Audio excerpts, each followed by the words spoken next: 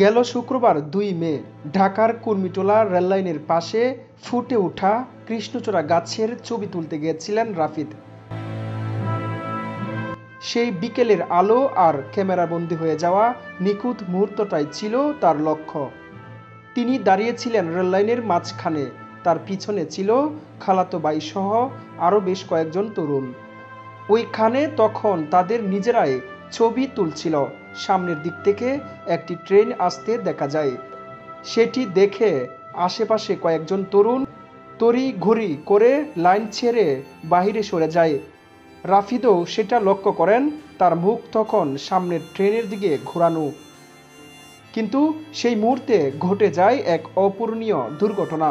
সারা দেশের গণমাধ্যমে তার মৃত্যুর খবরে চেয়ে গেছে সামাজিক যোগাযোগ মাধ্যম। ছবিতে যে রাফিদকে দেখছেন তিনি কোনো সাধারণ ছেলে ছিলেন না। তিনি ছিলেন এক দুর্দান্ত চোখের ফটোগ্রাফার। এমন চোখ যে চোখে প্রকৃতি কথা বলতো, মানুষ জীবন্ত হয়ে উঠত। ক্যামেরার ফ্রেমে তার তোলা প্রতিটি ছবি ছিল গল্প, ছিল নিখুঁত সময়বোধ, ছিল জীবনের রং। ইশতিয়াক আহমেদ রাফিদের বয়স মাত্র ২০ বছর, তবে ২০টি বছরেই তার প্রতিভা এমন উচ্চতায় পৌঁছেছিল যা অনেকেই এক জীবনে পারেন না। তিনি আন্তর্জাতিক মানের পুরস্কার পাওয়ার মতো প্রতিভার অধিকারী ছিলেন। গেল শুক্রবার ঘটে যাওয়া সেই ঘটনার মুহূর্তে তার জীবন নিভে গেল। সামনের ট্রেনের হর্ন আর আওয়াজ এতটাই তীব্র ছিল যে পিছন থেকে আসা আরেকটি ট্রেনের শব্দ তিনি টের পাননি। তিনি দাঁড়িয়েছিলেন যে লাইনে, ঠিক সেই লাইন দিয়েই পেছনের ট্রেনটি দ্রুত চলে আসে। আশেপাশের মানুষ চিৎকার করে তাকে সরাতে পারেনি। মাত্র কয়েক সেকেন্ড, আর সেখানেই থেমে যায় এক স্বপ্নবাজ তরুণের জীবন।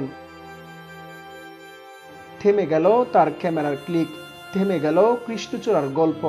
তার মৃত্যু নিয়ে কিছু মানুষ বলছেন তিনি নাকি ট্রেনের ভিডিও করতে গিয়েছিলেন। এই তথ্য সম্পূর্ণ ভুল। তিনি যাননি কোনো রোমাঞ্চ খুঁজতে, তিনি গিয়েছিলেন প্রকৃতির রঙে নিজের শিল্পকে আরও পরিপূর্ণ করতে। একটি কৃষ্ণচূড়া ফুল, একটি মুহূর্ত, একটি শিল্পীর মন, এই ছিল তার উদ্দেশ্য। আর সে উদ্দেশ্যই তাকে দিতে হলো তার জীবন। গেল ৩ মে শনিবার সকাল ৯টায় তার নিজ গ্রামের মসজিদের পাশে ছায়া ঘেরা এক প্রশান্ত কোণে তার দাদার কবরের পাশে শায়িত করা হয়েছে তাকে। তার মা কান্নায় ভেঙে পড়ছেন। তার বাবার চোখে ছিল এক নির্বাক বেদনা। উপস্থিত ছিলেন তার স্কুল ও কলেজের বন্ধুরা, প্রতিবেশী, গ্রামের মানুষ। সবাই অবাক হয়ে একটা প্রশ্নই করছে, এত তাড়াতাড়ি কেন চলে গেল রাফিদ? রাফিদের বাবা রেজাউল করিম বলেন, আমাদের এই মুহূর্তে ধৈর্য ধরতে হবে। আল্লাহ তাআলা আমাদের উত্তম প্রতিদান দিবেন। আমার ছেলেকে ভালোবাসার জন্য যারা জানাজায় এসেছেন সবাইকে ধন্যবাদ। তার জন্য দোয়া করবেন। আজ আমরা হারালাম শুধু একজন ছেলে নয়, আমরা হারালাম একজন শিল্পীকে, একজন স্বপ্নবাজ তরুণকে, যে হয়তো পারত বাংলাদেশের মুখটা উজ্জ্বল করে এক আন্তর্জাতিক ফটোগ্রাফার হতে। কৃষ্ণচূড়ার রং আজ সে আগুন রাঙা নয়, আজ সেটা হয়ে গেছে বিষাদের লাল।